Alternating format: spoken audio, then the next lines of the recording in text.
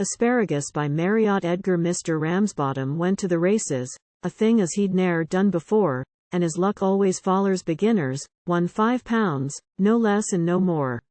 He felt himself suddenly tempted to indulge in some reckless orgy, so he went to a caffy-a-teerer and had a dressed crab with his tea.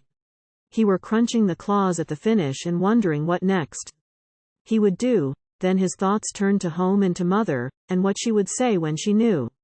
For mother were dead against racing and said as she thought 'twere a sin for people to gamble their money unless they were certain to win. These homely domestic reflections seemed to cast quite a gloom on Pa Day. He thought he'd best take home a present and square up the matter that way. 'Twere a bit of a job to decide on what best to select for this air, so he started to look in shop windows in hopes as he'd get some idea. He saw some strange stuff in a fruit shop like leeks with their knobby ends gone. It were done up in bundles like firewood. Said Pa to the shopman, "What's yon?" "That's asparagus what the toffs eat," were the answer. Said Pa, "That, suit, I'd best take a couple of bundles, for mother's a bobby for fruit." He started off home with his purchase and pictured Ma all the next week eating asparagus fried with her bacon or mashed up in bubble and squeak. He knew when she heard he'd been racing she'd very nigh talk him to death, so he thought as he'd call in the local to strengthen his nerve and his breath.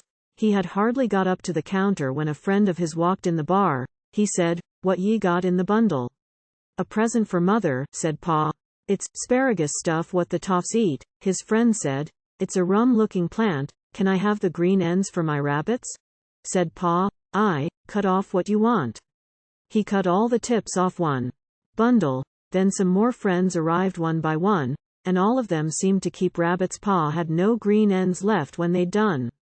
When he got home the ouse were in darkness, so he slipped in as sly as a fox, laid the asparagus on kitchen table and crept up to bed in his socks. He got in without waking mother, a truly remarkable feat, and pictured her telling the neighbors as 'twere asparagus what the toffs eat. But when he woke up in the morning it were nigh on 9:45. There were no signs of mother, or breakfast. Said Pa, "What's she done with her sen?"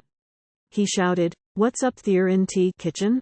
She replied, "You do well to inquire. Them bundles of chips as you brought home is so damp. I can't light the fire."